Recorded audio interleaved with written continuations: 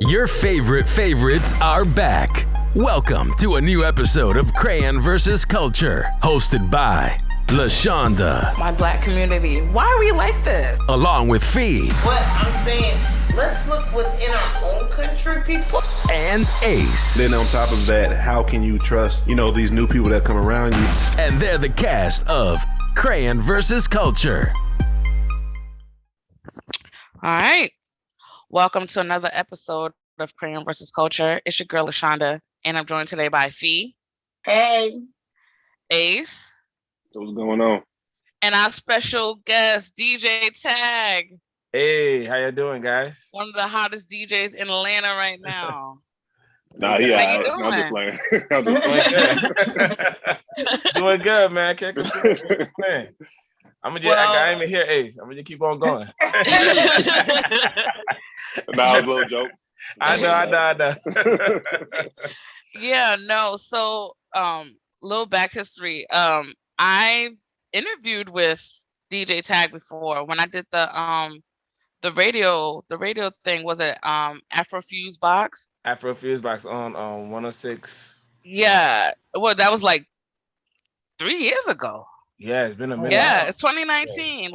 So the podcast was just jumping off, and he was the DJ, and we just chopped it up in the studio, and it was a dope vibe. But we ran into him again at the 1847 festival, and like we said, we didn't get to talk to everybody, so you guys will be getting these one-off interviews with people that we wanted to talk to, but we didn't get to talk to.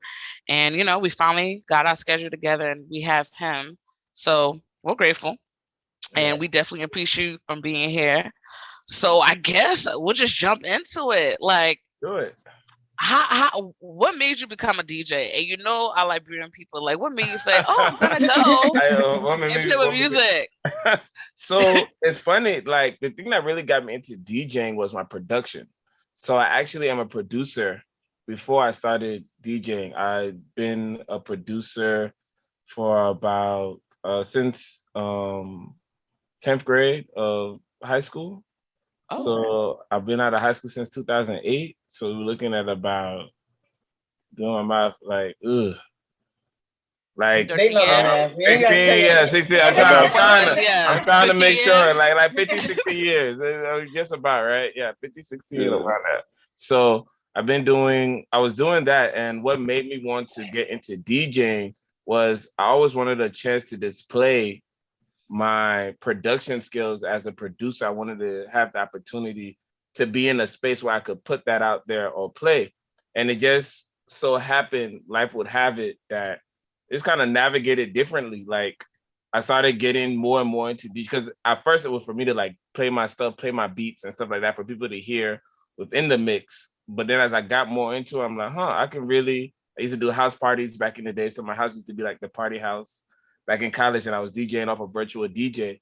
But as I got more into it and like actually mixing and understanding, like, this is something I really enjoy doing parallel to my production, and not just using it for my production, but just to actually, like play good music and vibes. And it just, as the years progressed, like from doing house parties, then from house parties, there was a venue I wanted to play. And I kept on behind the owner for them to let me play anything I could play. But long story short, like just progressing and grinding, that's what really got me into DJing. Wanting people to hear my production stuff and just navigating from there. That's right. That's what's up. All right. So, where can we normally find you? I know where we can find you, but tell the people where we can normally find you. Where are your spots in the city? Right now, I do rock steady from time to time. Usually on Sundays, whenever they book me. Whiskey Blue, I will be at Whiskey Blue on October 22nd. So I haven't been there in a while, so I'm excited to be back there at Whiskey Blue. That's in Buckhead at the top of it used to be known as the W Hotel. I think it goes now by Hotel Cali. Right off of, it's on Peachtree. Yeah. Yeah, so Whiskey Blue, those are the two main spots I do now. And I do events. I'm looking to bring back, I had an event called Good Times that I used to do with my team. We used to do it at the music room on Edge Room. Oh. Before COVID.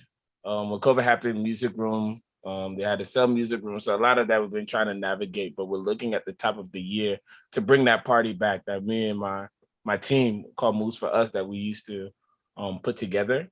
And that's something we've got working on coming in the work. So we're looking out for that. All right. And speaking of COVID, like how did COVID like affect you in terms of your gigs and stuff like that? Like, were you like, do I need to go find a 9 to 5? Like, what did you have? It was a big hit. To be honest, for me, it was a really big hit because it just outside was closed. Venues were gone. People were losing venues. Music room, like I said, was one of the spots where we used to have we call it Good Times Party, where we just play like selection of just dope music from hip hop to R&B to Afrobeat to flips. And we had actually planned out our year. We actually had a meeting and we had planned out our whole year for 2020. For 2020 in 2019, had our whole year. I had the calendar pattern. I had talked to the owner. We had our whole calendar set up, and then COVID happened, and it kind of everything just kind of shut down on that aspect. But God is faithful. We kept grinding and different avenues. As we try to navigate it at the beginning of the pandemic, we did a Good Times virtual online. We did, as venues open up, we had little gigs here and there. The main thing that's been sustaining or keeping me going is my production, actually. So I've been blessed. Like I've been doing a lot of production. I recently did a song for Lecrae and Jadena. I produced for Marsha Montano. I had a session with Afrobeat recently. So the production side of things was moving along even during the pandemic. So that has been running parallel as well as the DJ. Even though the DJ has slowed down a little bit, the production side of things has been going really well. That's awesome. That's awesome. You guys have any questions for Tag while I'm rolling or no? Hold on, my dog just busted in. We.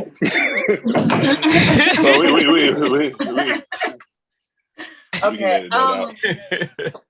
Yes, I think DJ Tag, the first time I saw you was at 1847 too. And I didn't know if you came to perform or to DJ. So I need to know, does the dancing come with the DJ when you go to the party? It's just part, shaking. That's a good question. I know DJs get on the MC now. I know DJs get on the MC, they do it, but I don't know about them performing. So I was just wanting to know, is that something you come with? Because that's awesome. I think that's something I really come with. I really started like, again, when I used to do my house parties, I like to DJ, but I also wanted to be a part with the people and I could dance. So I've always I would DJ and then dance with the people and then get back to DJ. And it's something that just kind of from the house parties to the different gigs I've done, like when Whiskey Park, Whiskey Blue, Rock Steady, the different spots in the city, it just has carried with me and people just expect me to, like, people be like, hey, he's that DJ, he's gonna come out and dance. I come out.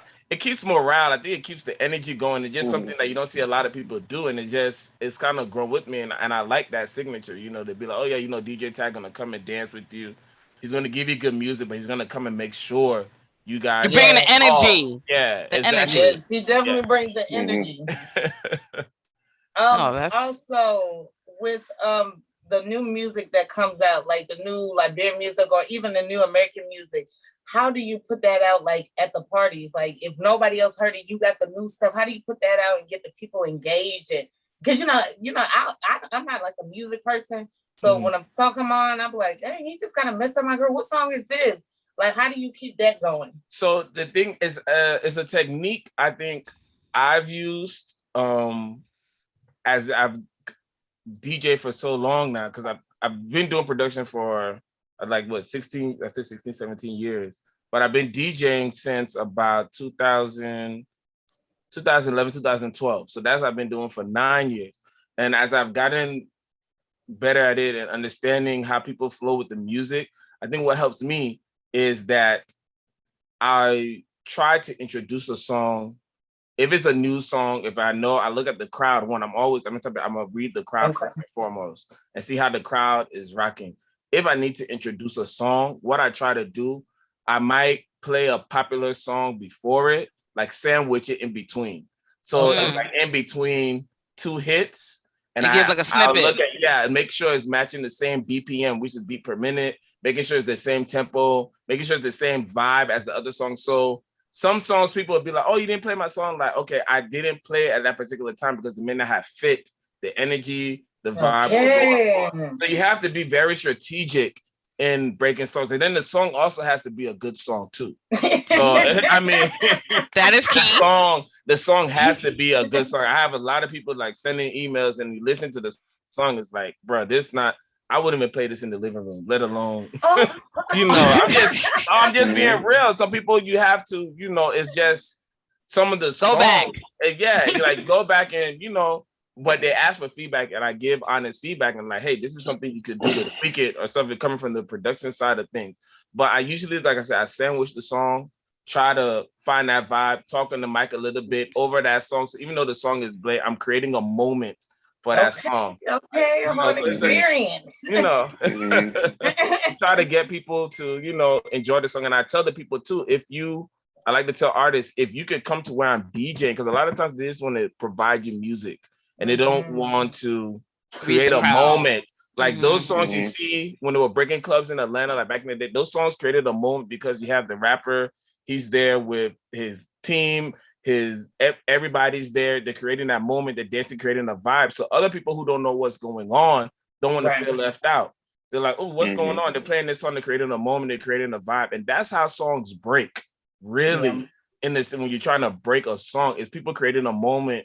Nowadays, it's everybody has control of where they touch and get their music from. So us as DJs, we need a little help as far as creating that moment as you coming in, party with your people. If they know the words, have them come in there singing the song. Different techniques help to break those songs in because a lot of times if you just hear a song and hear it, you're not going to remember it, but you remember how that song made you felt or a moment or something that, so that those are some of the techniques I use or do when people ask me to break songs, Yeah.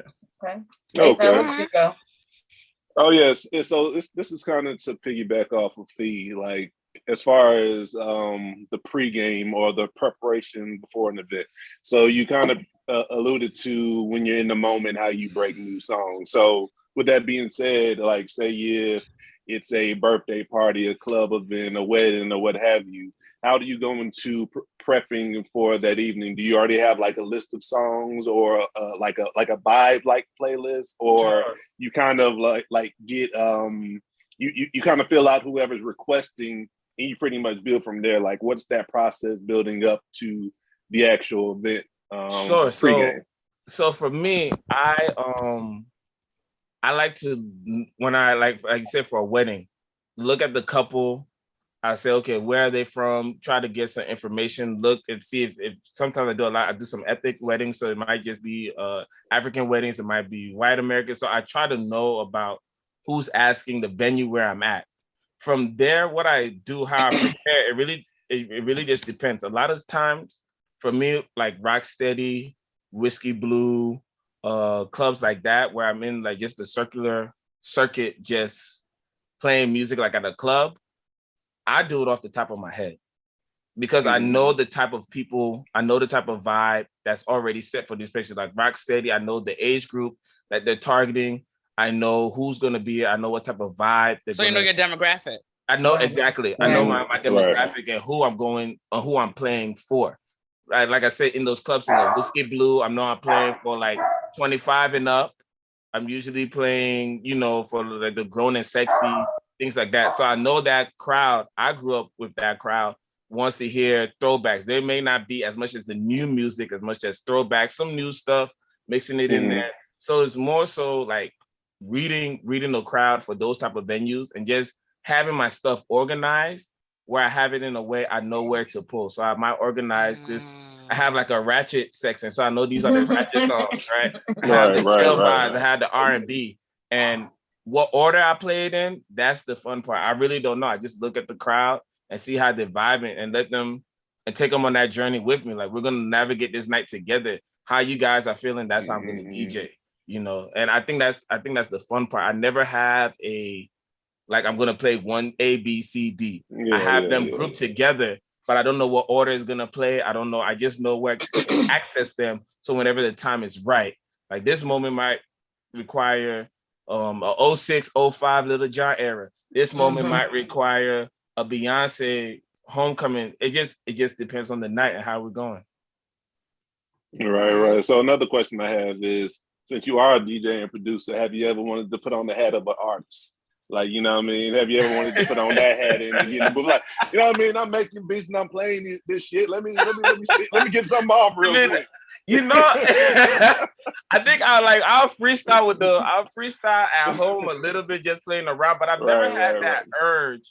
I've never had that urge to actually like perform a rap. So before I used to DJ, me and my brothers actually used to sing together. We used to sing a cappella. Used to sing like gospel a cappella. Like I would sing the bass, and my brother would sing the lead, and the other one would sing the alto. And we would harmonize and sing. We used to sing like consistently throughout the Liberian community and just throughout Atlanta and across the country. But I think in that moment for me, that showed me, even growing up then, that my passion was always the production side. Like I never really. Like we did it. It was fun. It was a moment for us. It was something our grandma we used to do in the house with our grandmother. And then the first time we performed like in public was at her funeral. And it just kind of took off from there. And we were doing it consistently and pretty much for a while, like during our middle school, going into high school years. But as we got older, as I got older, production was more my thing. I like to produce and I like how your area. Exactly. Thank you. Yeah, thank you for respecting it. Exactly. Yeah, like when we're having the studio sessions and stuff, like people bounce ideas. I might say some lyrics or stuff like that, but I think that's as far as this goes. Like helping people like maybe finish sentences or finish phrases or things like that. But for me, that's as far as it has gone. I haven't had any passion or any urge to like really get on there and like spit. You ain't about to become a Kanye. Nah. I'll be the producer. Yeah, it's okay. It's okay. Yeah, that's a very good question, because I know a lot of people get in their creative head and like, oh, now I want to be the artist, and it's like, exactly. no, you don't. So, and they don't have nobody to tell them that's not your thing. Leave it alone. Exactly. But it was interesting when Ace asked you about how you come with your list of stuff. So you're not one of those DJs that already have a ready-made playlist? No, I did not. That's awesome. So you're a real DJ. You DJ for real. Because not everything is digital. Right. We have on the program, we have these things that are called crates. I mean, it's replica of what they used to do back in the day, like actually carry the crates. Yeah. They have to go through. I'm just doing the digital version. I have it organized, like I might have it organized by genre, just to help me so I know where to find a song or to find a feel. Like I know it's like getting late. I might need to go to my sexy grind folder. That's what I call it. Or if I, it just helps me remember. Or I'm doing a lot of people who are like from the old ATL or that age group that remember like old TI. So I have a thing, or like Pimp C. I have a thing called my Southern crate, my Southern down south groove. That's what I like to call it, and it just takes them to that space. So I know where to pull from, but I look at the crowd and see how they're vibing with me. And if I see them, a certain people react to this song, then I can take them here for a while. I can take them here for a while, and I just and we feel it out that way. Cool. Question. So, okay, go ahead. Let me get in right real quick. So what you just said. Have you ever had a moment, because you vibe with the crowd or whatever, you take out the atmosphere, how everybody feeling, whatever. Have you ever been like, hey, I'm feeling myself. I want the crowd to feel my personality right now. Have you ever been like, hey, y'all come with me, vibe with me real quick, instead of vibing with them? Like, has there ever been in reverse? Of course, yeah. What I'll do is like I will see where they're going, and in my head, the way I process is like, okay, I'm building trust with the crowd as I'm playing these songs. I'm playing these hits, and they're getting more comfortable. Alcohol flowing. They're trusting me now, even though they don't know as a DJ. They're free through the night. Yeah, So some of the stuff I might play the hits and stuff and take them a certain place, and I'm like, man, this song just hit me. I remember this song from back in the day, so I might play this song. I remember, I think one of the when I started at it's off of Panola Road. I can't remember the name. It was a club that was off of Panola Road. I used to DJ there when I was starting out, and I was like still getting used to like, just feeling the crowd out. And there was a song I wanted to play. I know we're in old Atlanta, and I see the people, and it was T.I. Let's Get Away with Jazzy. Right. And I was like, this is the song I want to play. This is the song I want to play. There's just something about that. Hey, let's get away. Let's get around. I get, people are vibing. And I took it there and just trusting myself, like, this is what I want to do. And then people were like, oh my goodness, he playing this. We were off of Panola Road. I'm so mad I can't remember the name of the spot right now that is off of Panola I can't think of it either. Shit, if it was back in the day, goddamn clubs be changing names, locations in Atlanta, shit. Exactly. Shit always changing up in the city. Exactly. So, but it was, for me, those moments where I just like, okay, this is what I want to play. You're just gonna have to trust me. And I've had some of those moments too, where it's like, I think this is gonna be hot, and the crowd look at me like, bro, it's not. I saw like I did that Whiskey Blue, and I'll never forget. I did that Whiskey Blue, and I was like, everybody's vibing in my old school bag. I don't play that song that dun. Yeah. Jump on that. I don't play Jump On Yeah, It. Jump On It. Yeah. And then the next song, I'm thinking, man, I got him now. I want to play the Fresh Prince of Bel-Air. I want to play the theme song for the Fresh Prince of Bel-Air. And I'm thinking, we all in this journey together, and I drop it, and people are like, nah, bro, that ain't it. And it's like,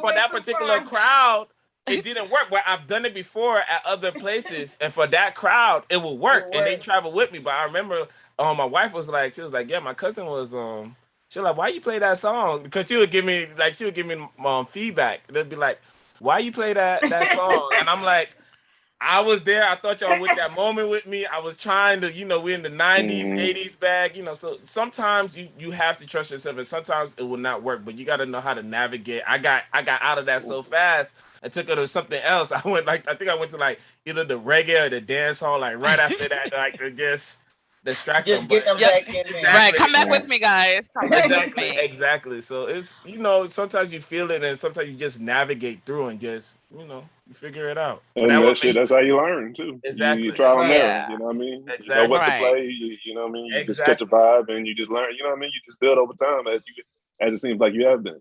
Exactly. Right. Exactly. Well, okay, go D. Go ahead, Fee. Oh, okay. Well, mentioning you just said your wife, congratulations. We did just see you. Yes, congratulations. Thank you. Congratulations. So how did that work out at the ceremony? Because you had to be in the wedding.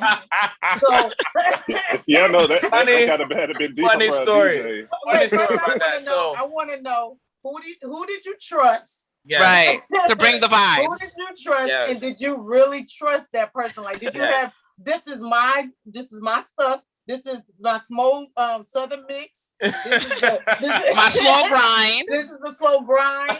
This is the ratchet. Don't go to the ratchet. This Liberian people do that. After 12 o'clock, go to the ratchet. Okay. Exactly right. They will go home. They're going home now. Oh my goodness. Yeah. How did you do that? So it's so funny because I had a friend who I've DJed with for years. Like we both DJed together, a Mixmaster Chew.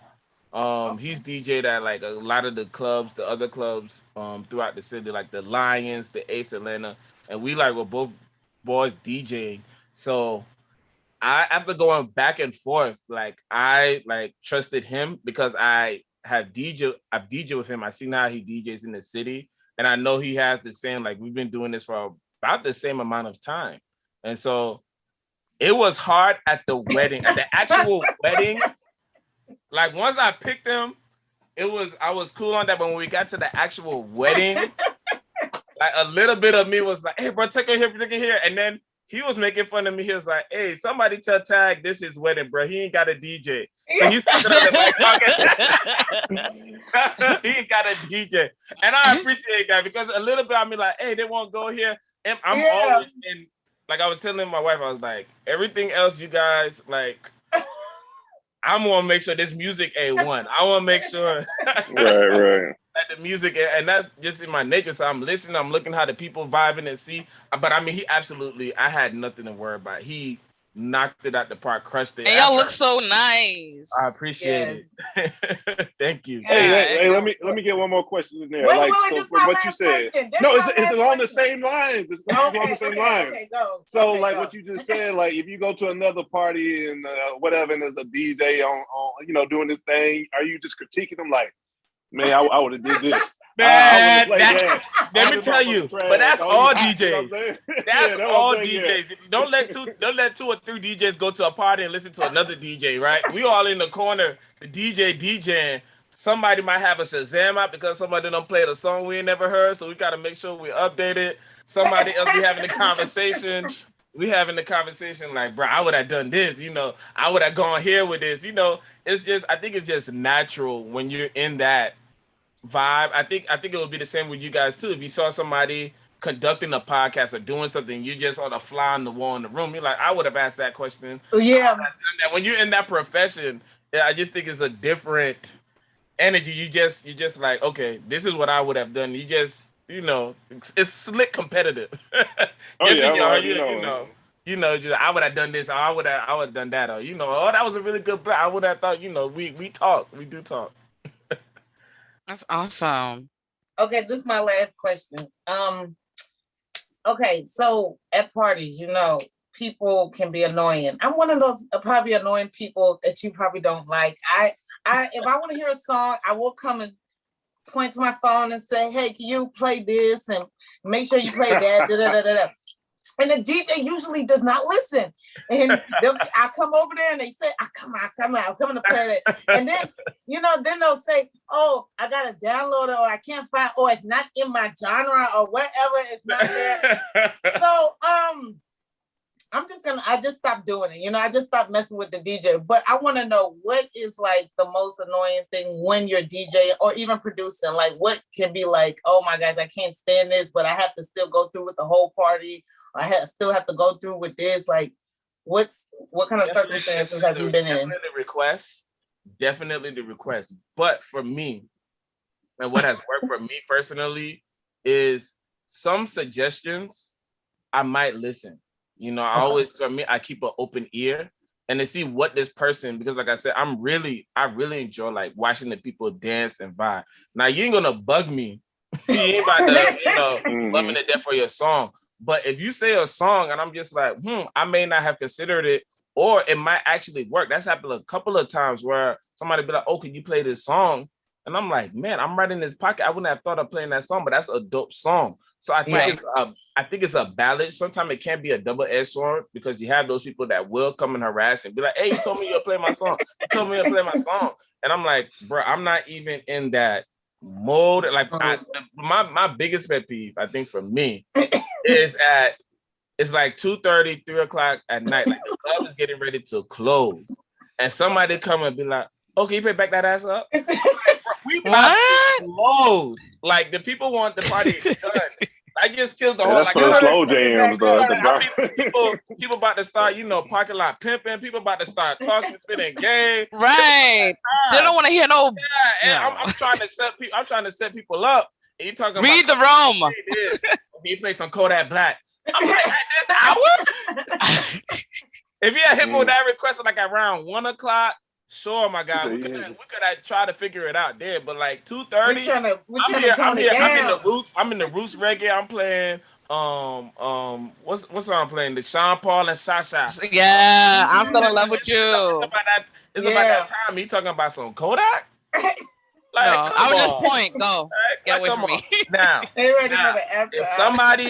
If somebody tipping, that has happened a few. I work it in there. I'll make it. You might hear Kodak over some Genuine Pony or something. It might be a flip, but I'll work it in. So I have had situations where I can do it, but that's my biggest pet peeve. Like read the room. That's my biggest. Read the room, people. Read the room, because some people don't have a musical ear. I don't know what they be thinking sometimes, but it works for them. Yeah, and y'all don't mess with DJ Tag when he working. Yeah, he's working. He's at work. Yeah, I couldn't be listen, DJ like I in said, that I think capacity. I've seen other DJs like they'll just be like no, like straight out. Like, That'll be me. That'll be me right there. People be like this. No, That's I'm me. not playing, and I'm just like, I think there's a balance. Like I can Yeah. listen to you and just be like, 'cause you just never know. Like somebody might actually have, and that has helped me a lot. Like I said, it's a double-edged sword, and sometimes I had to be like, hey, security, hey, that woman right there, make sure she don't come here no more. So I've had to do that too. But for the most part, my energy, I'm a easygoing guy. I like to listen and see where the people want to go, and if they have a suggestion that makes sense, or if I can get there, I don't see why not. But some people, like you said, don't know how to read the room. They think you're playing just for them, and so like they have their own solo party. Yes. Yeah, that was me. And you're like, but what? I understand now. Thank you. That was what I needed, and you never know who else might needed to hear that. Yeah. So y'all leave the DJs alone. They don't like it. Just trust us. You know what? That's funny because I've never been one to even want to request anything just because I just feel like it's a vibe for everybody. You feel what I'm saying? Mm-hmm. So like if I was one of those DJs, Steve, you would have got the business to me. I'm like, hey, leave me the fuck alone. Like I would have been upset. Like leave me alone. Like it's for everybody, it's for you. You know what I'm saying? So exactly. I've had my own cousin. I won't put him out there, but he know who he is. He done play. Right. He be like, he a family DJ. He's a family DJ. He be like, he quick to point the finger. Go. But no. So Tag, like I listen to music like every day. Like that's my thing, and all that stuff. Do you listen to music every day? Like even when you're not DJing? Man, that's so. A lot of people. Some days, to be honest, I don't. And then me and my wife will go back and forth about it because sometimes she's like, "Oh, you got to put me on." And I'm trying to be like more cognizant of that now. Like sometimes we'll be in the house and sometimes I just like it quiet because like I'm always doing something musical. So those times I get a chance to step away from it and just hear my own thoughts sometimes. I know that's right. It's recharge for me. I might want to just watch the show. Like a lot of people just think because I'm a DJ, I'm playing music or like we roll up to your house, we hear boom, boom. I just know like sometimes and honestly like Nadia will have to be like, oh, play something. And that helps me because I need to stay sharp and keep listening anyway to what's current going on. Right. And so she'll help me do that. Like she'll be the one playing and she'll be playing something from like a playlist, like a new R&B. And I'm like, what song is that? It's on the new R&B playlist. If you put me on songs, I would know these. I'm like... I'll be working. You be right there when I'm DJing. You hear the songs I'm playing that I like. Sometimes you just want to hear yourself. You just want to hear yourself think. So I think it's a balanced thing, and I've gotten better and more intentional of like trying to listen and be because music just comes out so fast now. Where you have time to sit, digest the album, right? It's like see how it made you feel. Even with other albums dropping because of this digital, you're getting like 7 to 8 so much. It's a microwave game now. Really good artists in a week, on a Friday, on any given Friday, you're getting 7 to 8 albums from really good artists that you might enjoy, and you got to go through them. And that for me, I'm listening. Not only it gets rough because I'm not listening for enjoyment anymore. I'm listening to see which one I can break. And then it becomes not fun. It becomes a task, So it's like trying to find that balance of staying current and listening to music and just trying to hear your own thoughts, That's awesome. So what would you say your favorite genre to play and to listen to? Man, so right now for me, my genre right now, and it's been as of late, I would say as of like late last year, this year, for me, it's a genre called Amapiano. I don't know if you guys are familiar. It's from South Africa. And it's like a genre of Afrobeat that has been coming. Even the sound now of the new Afrobeat, a lot of the Nigerian artists are taking that sound and making their music sound similar to that style, but it's gotten real popular in the UK and stuff like that. And like, I used to grow up listening to the old South African music in the car with my parents. South African Riot, that CD is still a classic. Brenda Fozzy, yeah, So stuff like that. So now to hear this new age of this sound, it's like the way I can describe it's like Afrobeat meets house and it meets jazz. It is a really like, but a lot of artists are coming to like be familiar with that sound. Like I was looking on Usher's page, and like a couple of months ago, and he was one of the bigger I'm a Piano songs with Wizkid and Burna Boy. He had that on his page doing a modeling thing to it. Georgia Smith, who's an R&B singer, dropped a track with that type of feel. So I'm a Piano. That's been like I listen to that in the house because it's like house music for me. I don't really care on the flips. I don't care for like house music like that. But yeah, that beat after a while you're like, why does feel like it's the same song? But this the I'm a Piano, that genre is like Afro house because it has similar feels, but it has like the saxophone, the jazz, the bass is like an 808, but it's like percussive, so it has like its own like the I'm never in those type of songs. The 808 is kind of like the melody sometimes, and it's just if y'all get some time, just look up I'm a Piano. I'm definitely gonna do that. It's like a vibe, like jazzy, cool. You have the people, and it's like it's really AMA Piano. I'm a Piano. I'm a Piano. Gotcha. That's what I love DJing right now. I'm really want to do, and they do it in other countries right now. They're and I actually drop an edit too. Like I did, it's called Kiss It Better. I'm a Piano edit. We call flips. We'll take a song and make like a an edit or a flip. We call them edits or flips. We'll take like a known song and then put it over another beat. Right. And we call that edit. So I did a Kiss It Better Rihanna. Piano edit, and it's been going crazy. I'm talking about like 2000. Where is it? You can find it. You gotta send it to us. I got it. Yeah, it's on my SoundCloud. It's been like going. You know, we love dropping new stuff on here. We'll plug it in here. I gotta give y'all the link. I gotta put it in here. But like I love that sound, and it's been like people have been playing it. People are hitting me up like, "Yo, we love this edit." Like around the world, this guy hit me from Egypt, and he was playing it. They do a thing called I'm a Piano like brunch. Oh, and it like it's just a sound. It's like how people have house in the park, right? Or how we have house in the park, but it's just house music. Over there, they're doing these parties like I'm a Piano parties, and it's just a whole vibe of this music.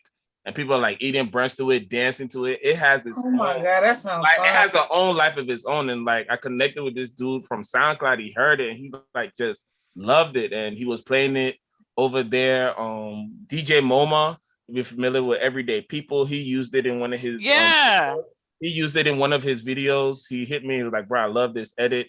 He used it in one of the Instagram videos for Everyday People for the promo. So that sound is like that's what's up. Huge. And I just that to me is like my favorite. You see, I'm excited. That I love I feel the passion. I feel the passion. I love it. Like, no, that's like you're not just doing it just because like you actually like what you're doing. Yes. Yeah, like you love what you're doing. So I feel the passion. We see the passion. You know. But do you guys have any other questions for DJ Tag? Well, I just have one more. I was like, "P, go ahead." All right. Go ahead, because you got that pen. Talk about one more. Ass when I was sure. So, do you have a studio? And I need a beat. Oh God! Yeah, because I'm on the computer, but I'm actually sitting in the studio. This is the studio. Okay, because that's what I thought. I was like, that's the bass trap.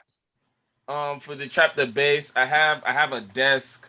Like I said, I'm on the laptop. Otherwise, I'll show you where I have like the actual piano keyboard comes out of the desk. So I have a whole desk. You're fancy. Yeah, I have the mic right here. So like I said, if I was on, I don't want to. I don't know. Yeah, I don't want to do too much with the computer. But I have the whole setup in here. This is where I come. I come in here. I put on my little disco light. I have a disco light. Just and you have your vibe. Yeah, especially when I'm like in the production aspect of like producing and selling beats. So like that's where I get in my zone. Get in your bag. That's awesome. And we'll talk about my beat. Well, I'll contact you about my beat. No problem. This is gonna be good. I gotta get you now before it's too hard to get you. Before the price is too high. Yeah. But he did. Before it goes up. He my feet. Like, what are you talking about? You know, I mean, hey, I'm like, oh, my bad. what is it? A worksman is worthy of his craft. That's what they say. So Okay. you Ooh, that's philosopher. I know, yeah. I love it. Okay. Love to see All right, it. I'm done with my questions. Ace, did you have anything for him? Oh yeah, this is an interesting question. It's funny, but yet it can be serious. What I mean by that is, you know how it's competitive in these streets. Mm-hmm. Do DJs be beefing out in these Atlanta streets? Like, what's that about? Like, because I be You seeing stole my contract. I put in nobody business out here. I ain't putting nobody business out here, but I definitely see it. I mean, because at the end of the day, I mean, it's still human interaction, miscommunication, different things can happen. I haven't seen nobody take it or pop in the trunk or anything. I ain't seen it that, but I've seen when people have some issues with some people over different things that may have been said, or maybe somebody took a gig that was supposed to go to somebody else, and that person undercut them, or I've seen my fair share. I've definitely seen my fair share. Like, I ain't messing with that DJ, or I ain't messing with that promoter. I'm good on that. I've seen it, but I think that's even down to the promoter. Yes, I've definitely seen it. Yes.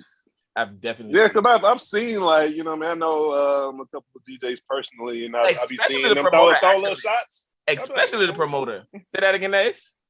No, I know a couple of, like, them personally, so every now and then I'll see some, sub on social media. I'm like, I wonder who they speaking to, who they trying to throw a shot at. I don't know, because I'm not in that environment, but I'll be seeing some shit. I'm like, okay, yes, I know it's okay. Yes. Some emotion is involved out here. I've seen my fair amount of stuff, especially the promoters, especially these club venues sometimes where they're trying to short change the DJ or not give them the rates. We'll talk about those venues. That's our little. We might, okay, this venue owner so and so, I ain't messing with him. He tried to undercut me, try to have me DJ extra hours and not give me my full rate. I'm already giving. I hear it's so many things. So, but I think that's just with human beings and relationships. And with people in general, that when you're in that space, especially with as many people, as many DJs we have in Atlanta that are close, and Atlanta being that place where people like to help each other out and things like that, more of a niche and family bond. Like networking. Yeah.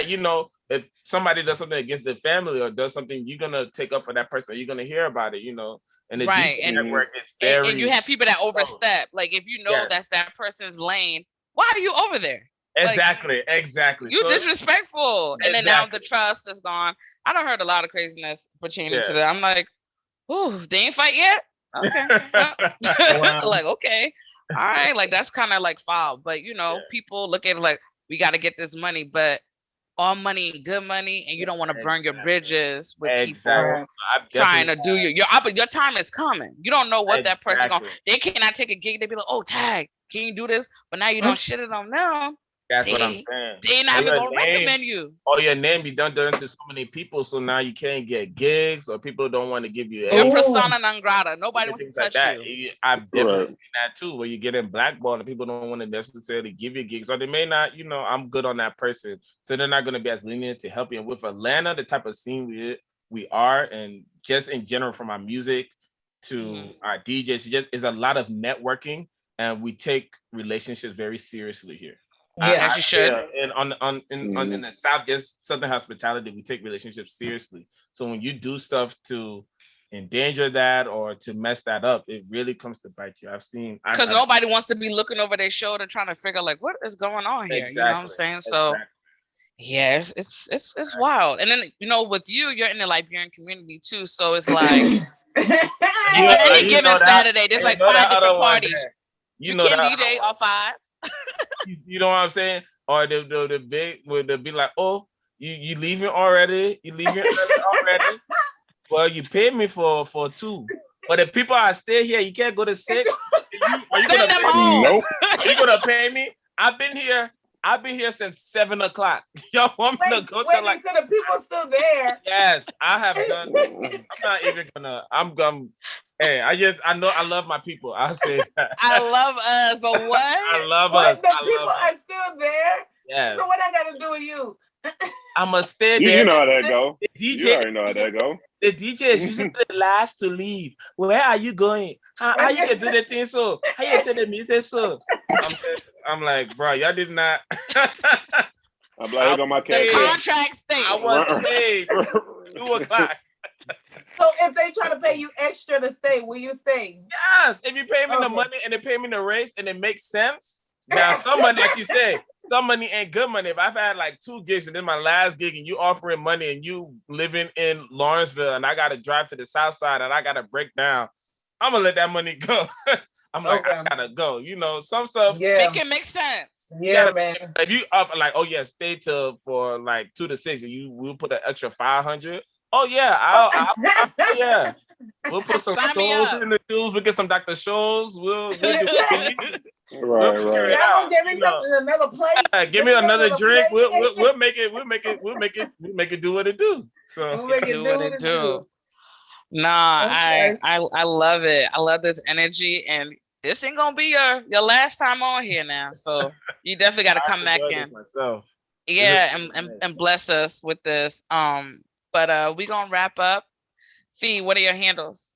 Slideway Fee on IG, FeeMe88 on Twitter. All right, Ace, what are your handles? Instagram, Ace_Alpha, the number 2. Twitter, Ace_YUNG, the number 2. Get at me. All right, and DJ Tag, tell the people how they can find you. Hey, you can find me Instagram, DJ Tag _ATL on Instagram, on Twitter, DJ Tag ATL. On Twitter, my SoundCloud is soundcloud.com/DJ Tag ATL. You'll see some of my edits, some mixes, some dope stuff I put out there too. So yeah. Y'all go get at him, work with him, do everything with him. You know, we establishing relationships around here. Yes, okay. That's what we doing. Really this is really and giving our people they shine. We love seeing our fellow young Liberians doing what they got to do. You know, so we love it. You can find me on IG as Patchwork85, on Twitter as Patchwork_85, and the podcast as Crayon.vs.Culture on both IG and Twitter. And we'll holler at you guys later. We out of here. Until next time, keep living life outside the box.